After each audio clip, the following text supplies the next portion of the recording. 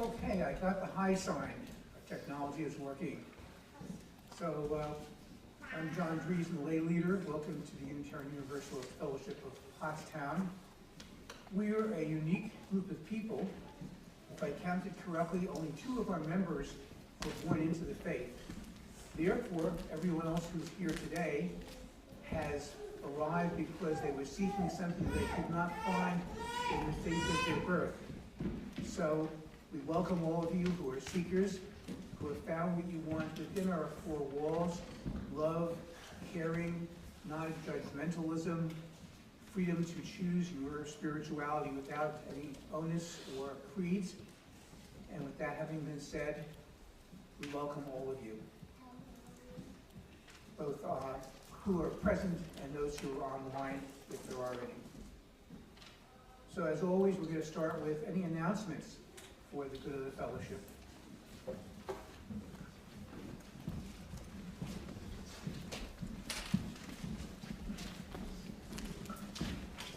Hi, I'm Kay. We have hired a pianist. What did we get? March 1st. She's a young lady from the music school just down the road on Q-Town Road. It's called Her Songs Music. We also will have a guest pianist on February 22nd who is her teacher. She's going to come and play, and she might be doing special things for us. And I have requested that she plays Blue Boat Home. So February 26th, we're singing Blue Boat Home. Okay, thank you. Thank you, Kay. Good morning, everyone. And right after service today, it is second Sunday of the month, so Social Justice Action Circle will meet in our social hall. So hope to see many of you there. Thanks so much.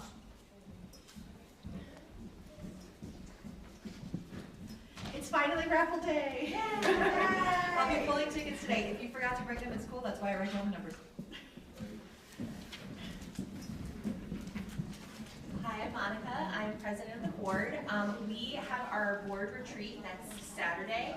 So we're going to be meeting here as board members and talking about the budget, things like that. And we're also going to be going over the surveys that you guys gave us at the town hall last weekend. If you would like to still fill out a survey, they're in the back. And please put them in the box. I need them by today. So if you want to do that, that'd be great. Thank you. Good morning, everybody. I'm Cliff, and in 2 weeks, on February 21st, I'm doing another cooking demo all about fish and fish sauces. And this is a fundraiser for the church, and also a fundraiser for a new ventilation hood. Since we're using the kitchen more and more, a ventilation hood is more and more needed. So I hope to see everybody there.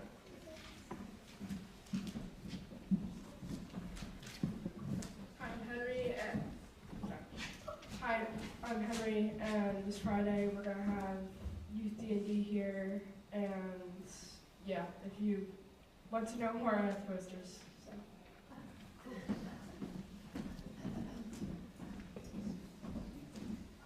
Good morning, I'm Laurie. We have sent 119 dolls to Health Partners International of Canada. They send these dolls in the medical kits that go around the world to children that are living in war-torn and poverty-stricken communities. So if anybody wants to learn to knit, next Sunday after potluck is usually when I try to look for anybody who might be interested. But 119.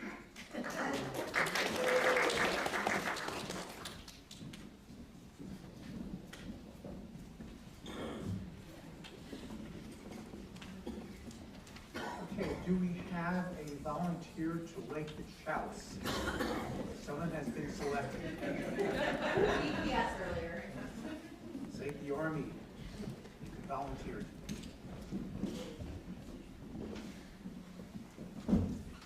So as we light our flaming chalice, we have a flame that is real, but may that also kindle within each of our souls and spirits a flame that will last for the entire week, to provide us with energy and hope and love, because this flame will be extinguished when the service is over, but may it stay in our hearts and souls for the week to come.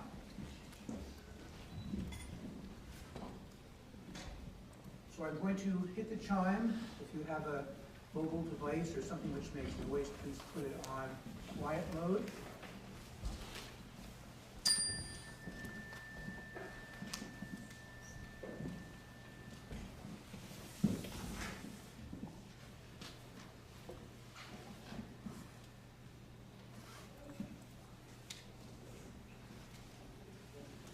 Our opening words are from the well-known Buddhist monk Thich Nhat Hanh. Let us be at peace with our bodies and our minds.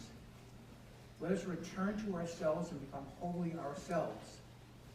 Let us be aware of the source of being, common to all and to all living things. Evoking the presence of the great compassion, let us fill our hearts with our own compassion towards ourselves and towards all living beings. Let us pray that we ourselves cease to be the cause of suffering to each other. With humility, with awareness of the existence of life and the sufferings that are going on around us, let us practice the establishment of peace in our hearts and on earth. Amen. Our opening hymn is number 299 in the great hymnal. Please stand as you are willing and able as we sing the hymn.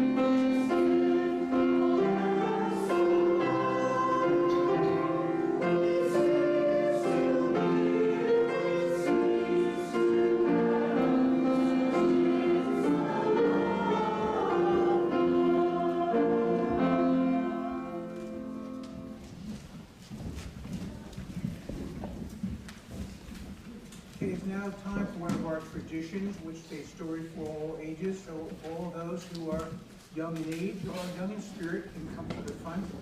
We have a mat and have a comfortable seat.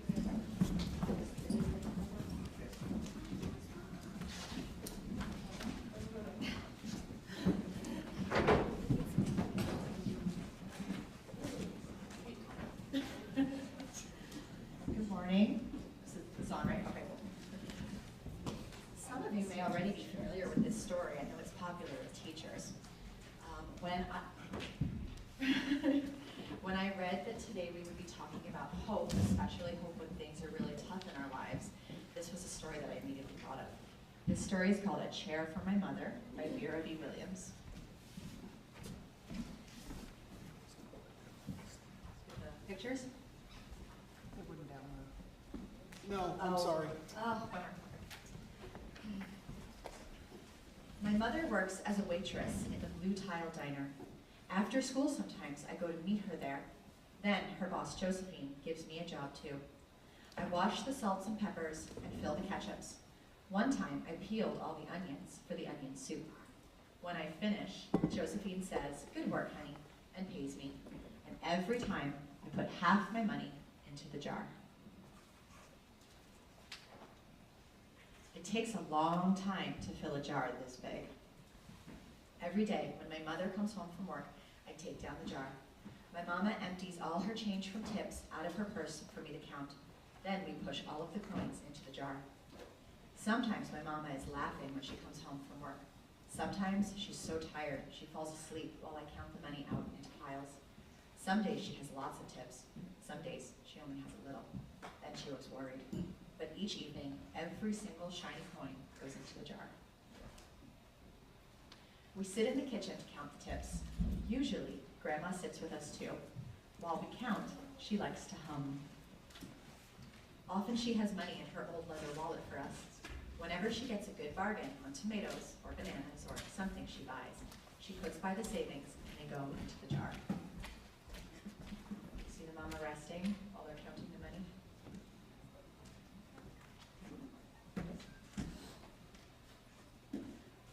When we can't get a single other coin into the jar, we are going to take out all the money and go and buy a chair. Yes, a chair. A wonderful, beautiful, fat, soft armchair. We will get one covered in velvet with roses all over it. We're going to get the best chair in the whole world. That is because our old chairs burned up. There was a big fire in our other house. All our chairs burned. So did our sofa, and so did everything else. That wasn't such a long time ago.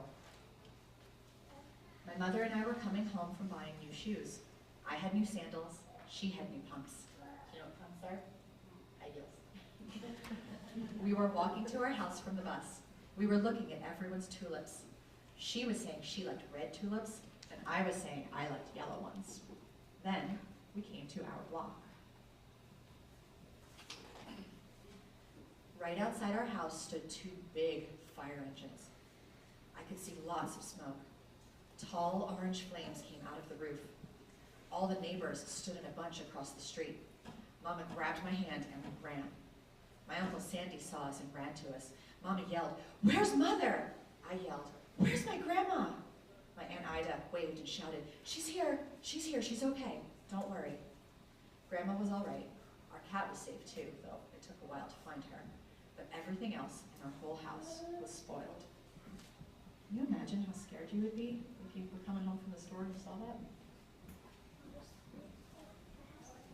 What?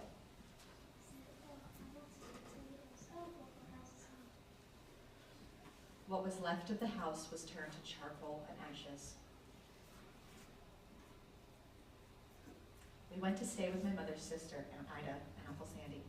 Then we were able to move into the apartment downstairs. We painted the walls yellow. The floors were all shiny, but the rooms were very empty. The first day we moved in, the neighbors brought pizza and cake and ice cream, and they brought a lot of other things too. The family across the street brought a table and 3 kitchen chairs. The very old man next door gave us a bed for when his children were little. My other grandpa brought us this beautiful rug. My mother's other sister, Sally, had made us red and white curtains. Mama's boss, Josephine, brought pots and pans, silverware, and dishes. My cousin brought me her own stuffed bear. Everyone clapped when my grandma made a speech. "You are all the kindest people," she said, "and we thank you very, very much. It's lucky we're young and can start all over." How many people are coming to help them? That was last year, but we still have no sofa and no big chairs. When Mama comes home, her feet hurt. "There's no good place for me to take a load off my feet," she says. When Grandma wants to sit back and hum and cut up potatoes, she has to get as comfortable as she can on a hard kitchen chair. So that is how come Mama brought home the biggest jar she could find at the diner, and all the coins started to go into the jar. Now the jar is too heavy for me to lift down. Uncle Sandy gave me a quarter. He had to boost me up so I could put it in. Do you think that's enough to buy a chair? No. Well, I'm not sure when this will work. After supper, Mama and Grandma and I stood in front of the jar. "Well, I never would have believed it, but I guess it's full," Mama said. My mother brought home little paper wrappers for the nickels and the dimes and the quarters. I counted them all out and wrapped them all up. On my Mother's Day off, we took all the coins to the bank. The bank exchanged them for $10 bills. Then we took the bus downtown to shop for our chair.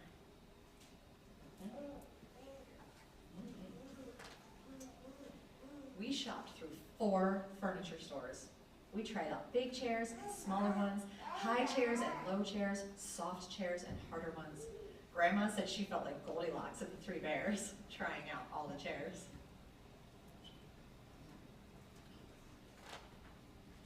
Finally, we found the chair we were all dreaming of, and the money in the jar was enough to pay for it.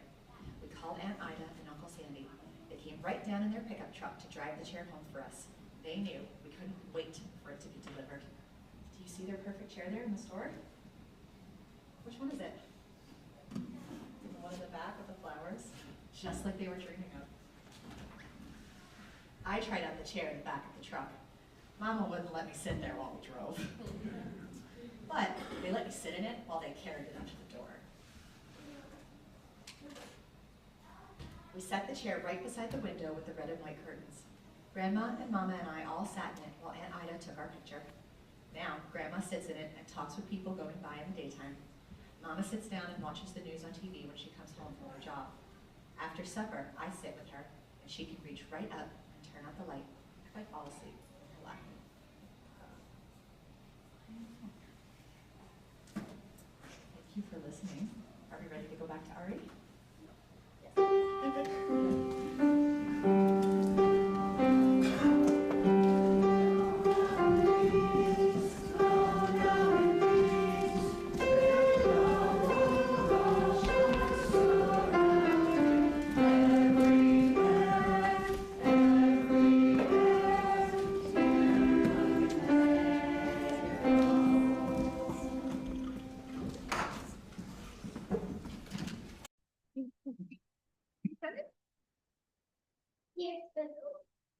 So I was looking for readings with regard to Reverend Cheryl's talk of the day, which is with regard to practical optimism, choosing hope in uncertain times. And when I Googled it, I found only one resource, which is the author, or who is the author of the book, Dr. Sue Varma. So what I'm reading is actually coming from part of the introduction of her book. I don't think I'll be stepping on Reverend Cheryl's toes here, but this is just a comment about what she believes is practical optimism and what motivated her to write a book. Why practical optimism? Practical optimism is defined as a blend of resilient positivity and proactive steps for improvement, allowing for individuals to confront and address challenges without falling into denial. It advocates for a mindset that combines affirmation and agency with a realistic acceptance of life's uncertainties, enabling better coping with harsh realities and management of daily challenges. Practical optimists are made, not born. While traditional optimism is often viewed as a naturally cheerful disposition, the essence of optimism lies in the mindset and interpretation of situations. Practical optimists focus on positives, take responsibility, and employ coping strategies to allow them to navigate challenges effectively. Although some aspects of optimism are natural, they can be cultivated through practice and neurophysiological exercises. The next section is, can practical optimism reduce pessimism? Pessimism often involves negative thinking patterns characterized by personal blame, pervasive negativity. I'm going to keep going. I saw that and said that's addressed to me. And a sense of permanence in failures. Genetics play a role, specifically the oxytocin receptor gene. The practical optimism can be developed through cognitive behavioral therapy and other psychological resources. And with that, I'll leave you with that introduction to whet your appetite for the sermon that is about to come. But first, we'll have the offertory. As we often said, we live on three things: time, talent, and treasure. This is a time where we ask kindly for the donation you have for us. If this is your first time visiting us, we ask you to pass the basket, and we're just thrilled that you are present. Thank you all very much in advance.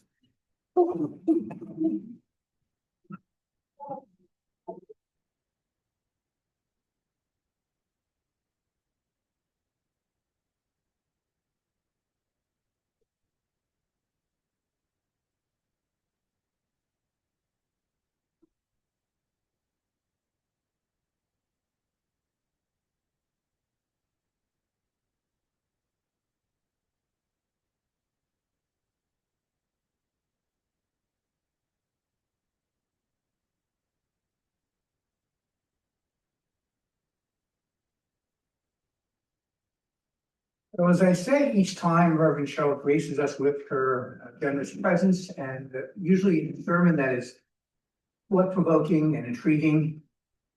She is here again. We are thankful. We go back a long way in many facets of our lives, which I won't go into. But we're thrilled that she is here once again to give us a talk about practical optimism, choosing hope in uncertain times. And I looked at the sojourner or something you talked about, rot. Interesting. I don't know what the way that came from, but just interesting commentary. So I'll leave it to Reverend Cheryl. And as always, although it's not an order of service, we often find it useful to have a feedback interval after the sermon and before we sing our final hymn. So after Reverend Cheryl is finished, if anyone feels so provoked as to make a comment or some feedback, usually find that we have a lively interaction. So. Good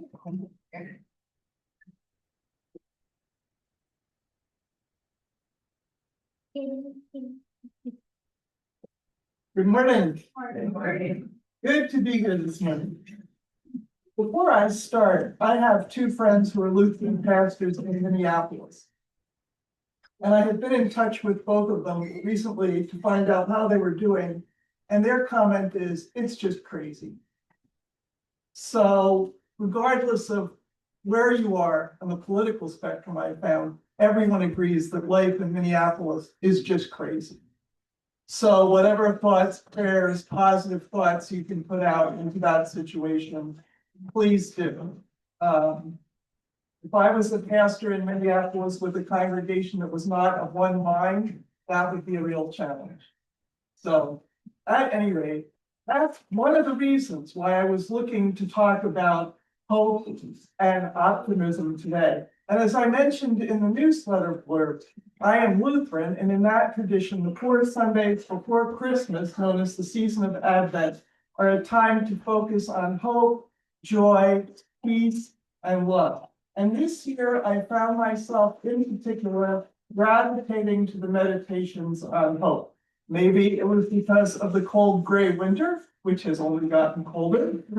Maybe it was because of the tenor of the times, but that's why I picked up the book Practical Optimism. The subtitle is The Art, Science, and Practice of Exceptional Well-Being in 90, no, not in 90 steps, by psychiatrist Dr. Sue Varma.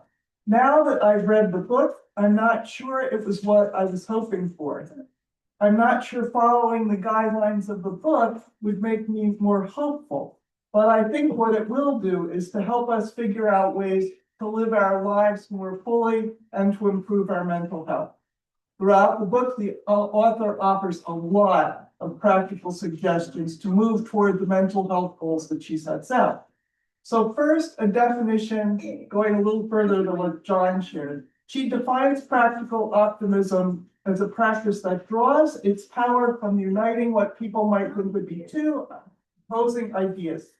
The optimism part is about cultivating a mindset grounded in a belief in the positive potential of yourself and others. The practical part is giving you behavioral skills that will give you access to the most reasonable, rational course of action among all possible courses of action. Now, for me, that's not normally what I think of as optimism, practical or otherwise. I think of optimism as that unrealistic assumption that every day, in every way, the world is getting better and better. And that's not what Varma is talking about. She's talking about a practice that increases the ability to make positive steps in difficult times. And her book gives 8 pillars to help the reader or the practitioner move forward. The first pillar has to do with finding your purpose, figuring out what energizes and inspires you. And she defines purpose as a way of becoming very intentional and thoughtful about what you want to do.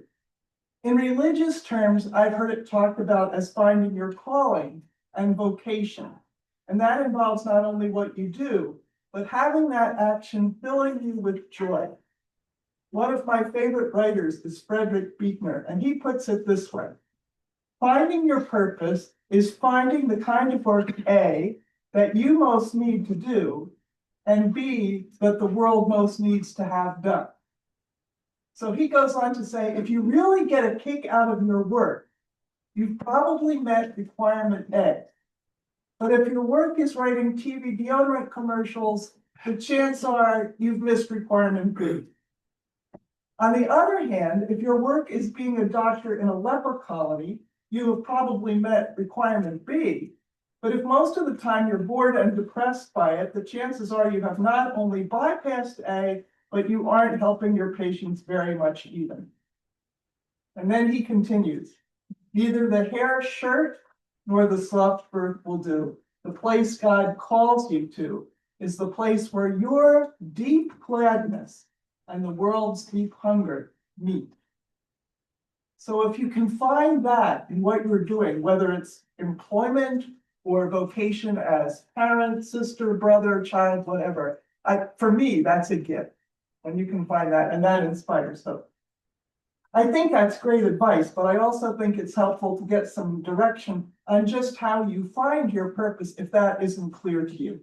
And Varma gives suggestions like noticing what topics excite your curiosity, try a class or some new training, think about what inspires you or brings you joy, connect with a mentor, try a networking group or some kind of club, turn your pain into purpose by sharing your experience. Think about what you enjoy doing so much that you would do it for free. The second pillar she gives for mental health and hope is learning how to process emotions. Emotional processing means being aware of what we're feeling and how our emotions connect with what happened in the past. But she also says it's also important to deal with our emotions in the present, to make sure that our emotions are appropriate for that real life situation right then. I don't know how many times I've seen somebody explode and they're not really angry about what just happened, but it's been building up and building up, so their reaction is really inappropriate. In other words, that's what she's looking for. Are our emotions triggered by something that happened in the past rather than being appropriate for what happens now? And how do we keep our emotions from blowing up out of proportion what is in front of us in the present?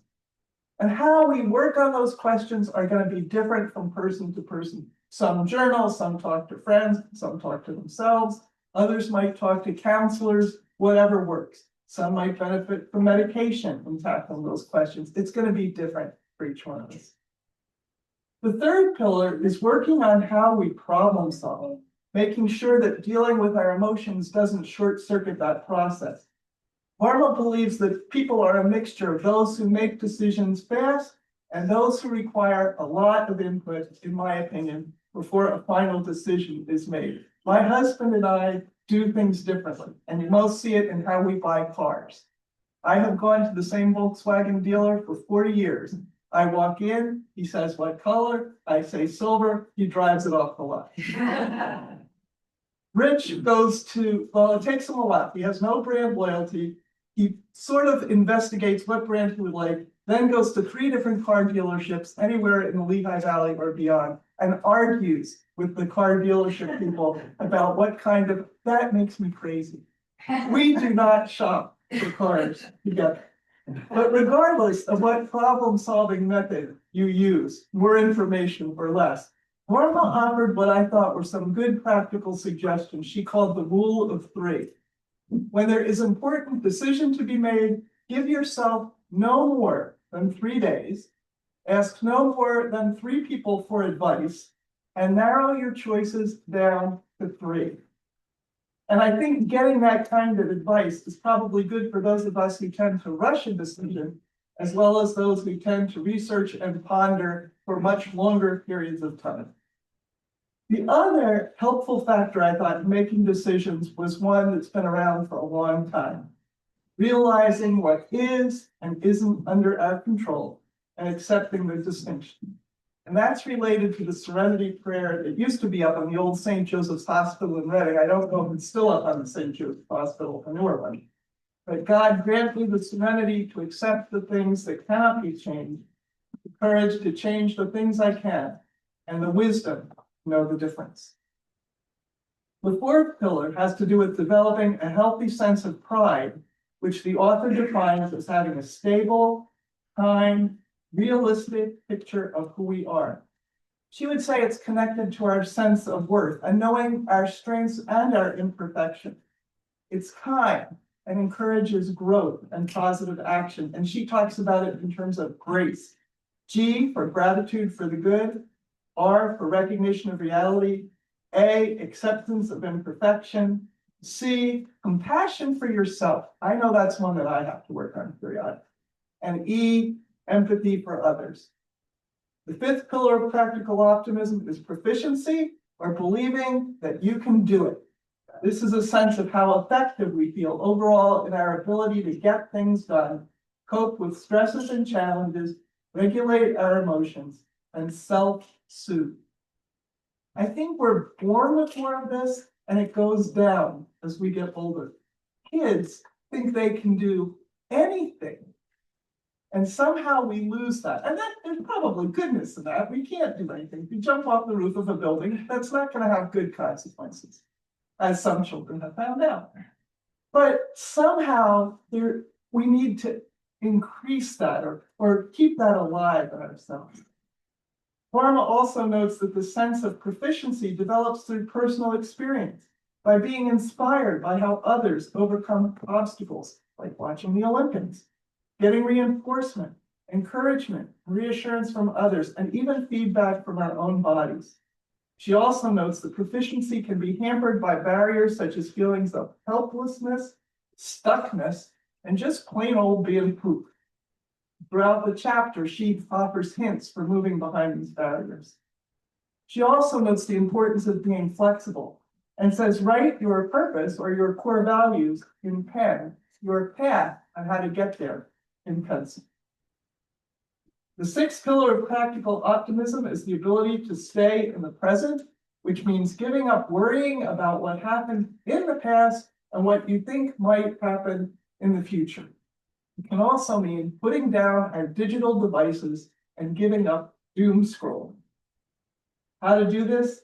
Varma suggests savoring the moment we're in, paying attention to our need to rest. That's physical rest, mental rest, and social rest. Take time to express gratitude, connect to nature, try for quiet time. The next pillar of practical optimism that I know we've talked about here, and that's forming relationships with people. And the chapter starts with a proverb: if you want to go fast, go alone.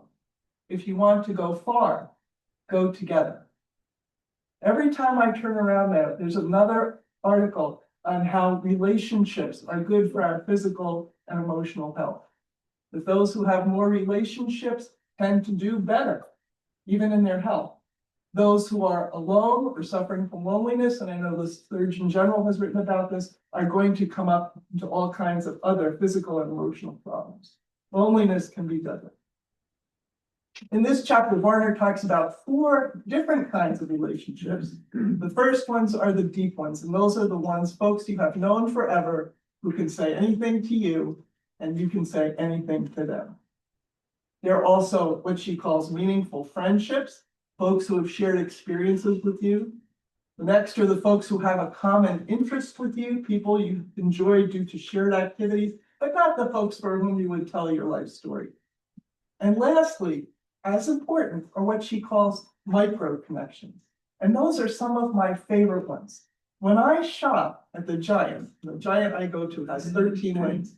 They're like 4 or 5 college kids who are always on the checkout. And I always make sure that I go to one of them and have a conversation.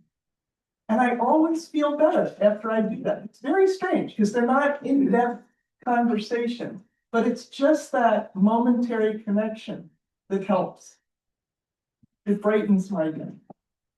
In the last part of the chapter, Varma talks about the role of forgiveness in maintaining relationships, particularly the options you have or the levels of forgiveness you may choose to settle on. There's freeing somebody completely from blame, like when there's an apology or a change of behavior. There's forgive, but don't forget when a relationship must continue, but you need to be a little careful, either because this person has hurt you before or you just can't deal with that right now. But lastly, there's what she calls live and let go, where you don't condone or approve the hateful behavior, but choose sanity and peace of mind through acceptance, non-attachment, and letting go. In this chapter, the concept of being a friend to yourself is also discussed. By having your partner know what would be helpful to you at any particular time, asking for what you need, or recalling a positive memory. The last pillar of achieving healthy mental health is practicing healthy habits, learning how to automate good habits and phasing out bad ones. Most of this chapter has to do with how to make a habit stick. I forget how many times you have to try something or how many days you have to do a habit before it's like 21. 21? Okay. If you can do it for 21, you got it down. So this chapter is full of suggestions like that, making sure the habit is convenient, interesting, accessible, and fun. She also picks out what she thinks are the most important habits to cultivate, which she calls the 4 M's: mastery, movement, physical movement, meaningful engagement, and mindfulness. Mastery has to do with that proficiency that she mentioned before. Movement is just that. Meaningful relationships is the building full relationships, and mindfulness is being present to whatever you're doing. She suggests spending 10 to 15 minutes a day of deep breathing, expressing gratitude, and appreciating nature. And for me, I think this is where I'd be connecting with the divine, however you experience that. Whether it's a sensible, whether it's a divine presence or being in your life, whatever that is, I think that's helpful. As I said at the beginning, this book was not what I expected. It's more like a lesson plan for working on moving toward healthy mental health. Reading straight through would be like reading your car owner's manual. You're better off picking the topic that you're interested in or you want to find out, delve into that chapter, and she gives you a boatload of suggestions for moving forward on that. But to summarize, her 8 pillars to improve mental health are coming up with a sense of purpose, practicing emotions, problem solving, developing pride in yourself, becoming proficient, being present, developing relationships, and practicing healthy habits. So what I'm most curious about, and why I'm glad we always build discussion time into this, is what are the pillars or processes that you are using to protect, maintain, or improve your mental health in this crazy, wacko world right now? Because I would love to hear it. So, ready, set, go. What's working for you? Hopefully something is working for you. Well, of course, I do Tai Chi, which is mindfulness and movement and all of that at the same time, and I find it extremely helpful. You do that by yourself or with the group? All of the above. I've been doing it for 30 years, so Okay. I have several groups that I do Tai Chi with. Uh-huh. But I started just doing it to a video thing. So, you know, you don't have to, become a super make Tai Chi your life like I do. You can just do it every day for 15 minutes. And it is amazing how helpful and helpful it can be. Okay, so we've got that movement and mindfulness together. Great. What else works for you? Yeah, I have a question about Tai Chi. I mean, I just started taking it, and I do feel more peaceful. But I think also it is because I am trying to desperately learn all of those moves. My brain cannot think about what happened today or whatever. Is that my mind is so trained on that? Is that part of the Tai Chi? Absolutely. That's called the intention part of it. The magic combination. Research has talked about this. The magic combination is focused intention, slow movements, and deep breathing. Those 3 things will change your brain chemistry and enable your body to deal with issues and stresses and problems much more easily, and it just makes you a lot more calm. So having that new skill in your brain pushes out all the other stuff. What else works? Yeah.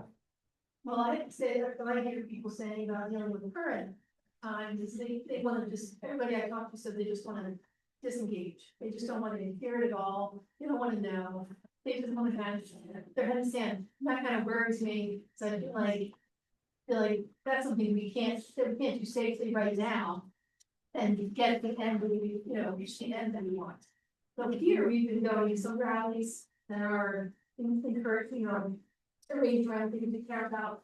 And we've been doing a lot of, singing together and demonstrating together. Thank God was America like 20 times our last president together. So things like that. For me, personally, also physical exercise helps me to deal with stress. My whole life I've been doing that. For the current thing, I think it makes me more stressed to think about it's not paying attention. It does to make me think we need this age. Yeah, a lot of times for me, I feel powerless on a national level. So I put my energy into things like local food bank, volunteering in a nonprofit for various things, stuff like that. So finding ways to channel the concern without exploding your brain. Yeah. When you were talking about people sort of sticking their head in the sand, I'm just the opposite. Like I knew too much, like it's beginning to really affect my emotional well-being. And part of me as a social scientist and a professor feels like I should be super aware. I might feel the sociology and anthropology, but I also science. And it's really, it's my livelihood, but it's also who I am as a humanitarian.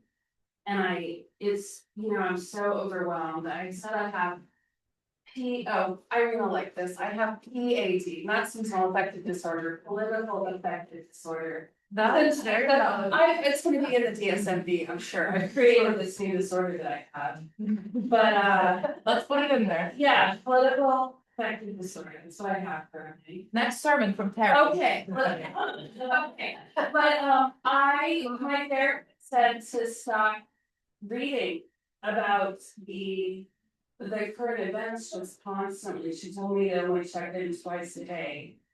But I constantly read about like what's going on and I have family and friends in Denmark. I love Denmark. I was there last May and now they're considering us an adversary.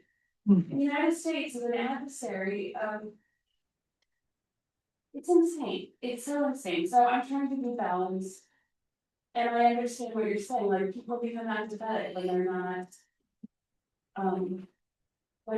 aware, they're not involved. And thank you for letting me ramble. It's just so many things I was thinking about. Thank you.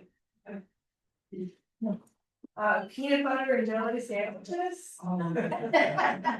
Mac and cheese with hot dogs. What is that? Mac and cheese with hot dogs. Oh, yeah, well, not for just me to eat, although I'll eat all those things, but many years ago, a group of us were working with Covenant House in Philly, and they're amazing. But there was like still a miss here of like people were still food insecure or very well-meaning people were donating like 400 cans of beans. Love that. But like, if you were truly on the street, you don't have a can opener and nobody's like going down on a can of beans these days.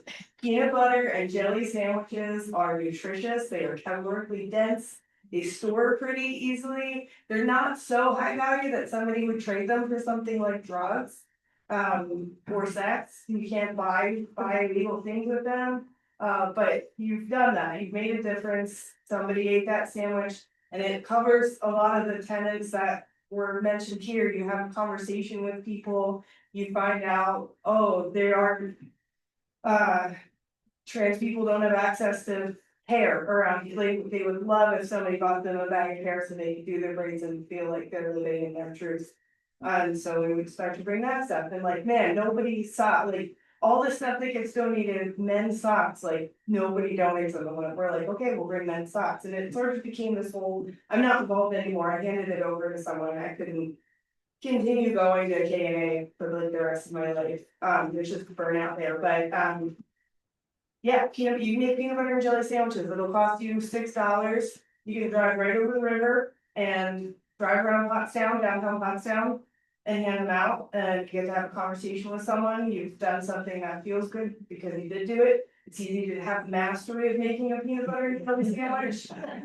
Don't need necessarily from that.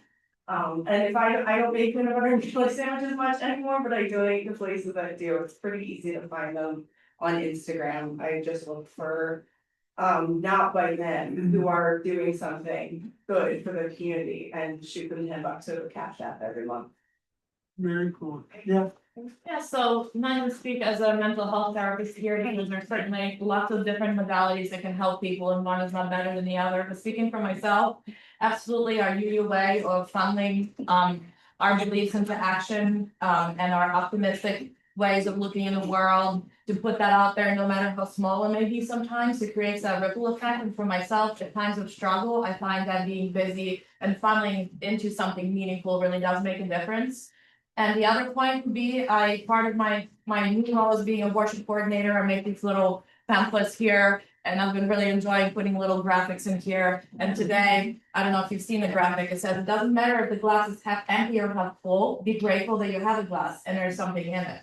And when I saw that, I got a chill, I knew that's the right thing to put in there, because to me, the other piece is gratitude, just being grateful, finding that small little piece. It's not sometimes about whether you're pessimistic or optimistic, but just to know, hey, look, I have this glass, there's something tangible, there's something in it. Let me focus on that and let me be grateful, and I know that helps me a lot on a personal level. Yeah.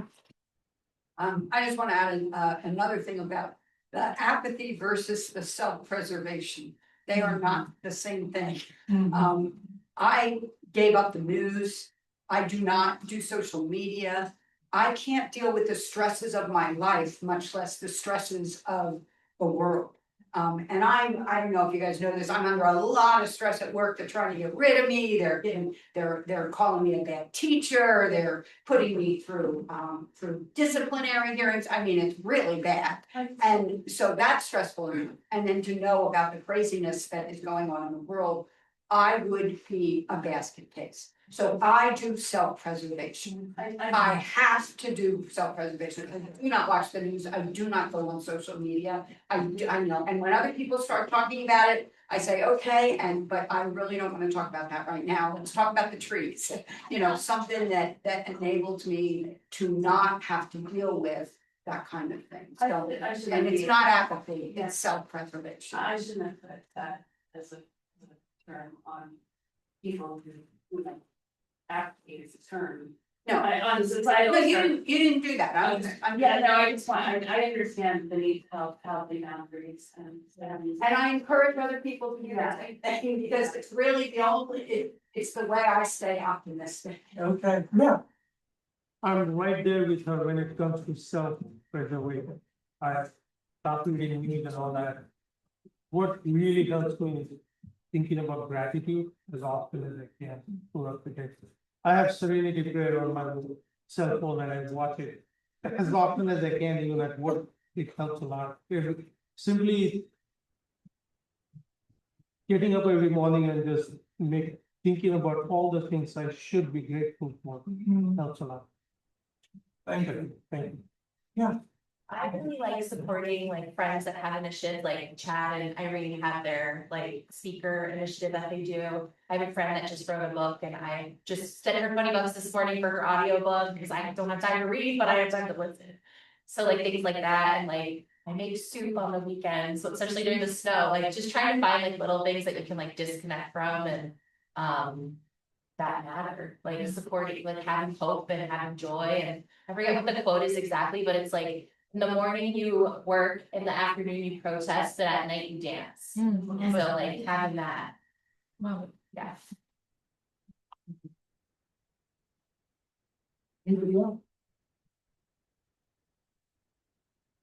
Yeah. I think watching movies that are lighthearted help me. I don't want to see anything that is as any stress involved in it. I like comedies and something lighthearted. And especially when there's so much building up and bad, I gravitate more and more towards the lighthearted things to listen to or watch. Yeah. I think like one thing that stands out that maybe is overlooked sometimes and like the overview that you gave is the forgiveness component. Because like a lot of people who maybe voted to support certain politicians who are in power now are realizing like, oh my God, it's went way further than I thought it was gonna go. And sometimes it's like easy to, I don't wanna say rub it in the face. Say, oh, it wasn't this and this and this and this and this that went too far. It was, you know, whatever the latest atrocity is. That's the easy route to try and say, like, yeah, I told you so, but I think forgiveness is like really important.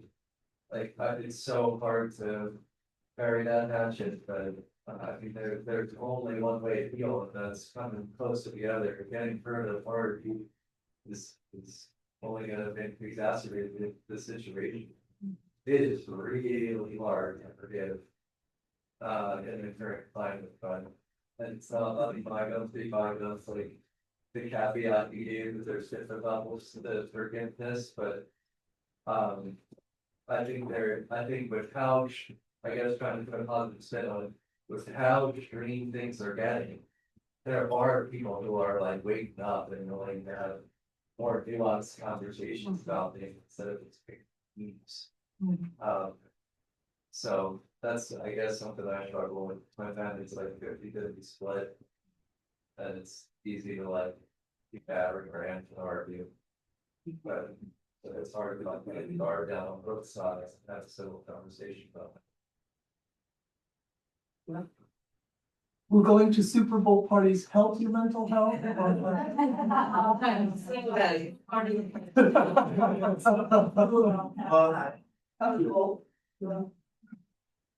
Okay, are we done? Yes. Okay.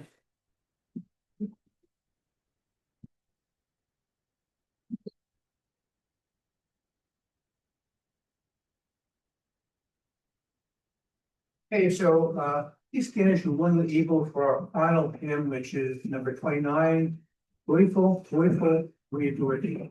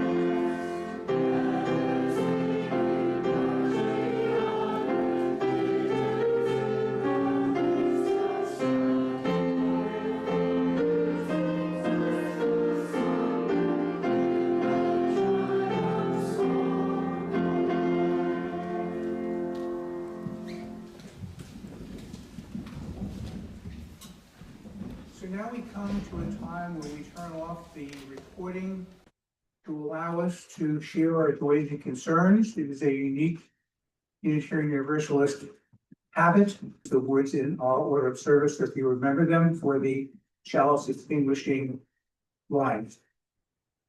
We extinguish the flame of the light of wisdom of the community, of our commitment. The ease we carry in our hearts and our hands. So we are together again. My final words is to wish you all peace and tranquility, centeredness in this challenging environment in which we live. Words that are of your wisdom to myself and to all of us here.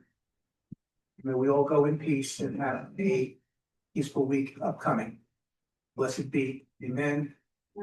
Namaste.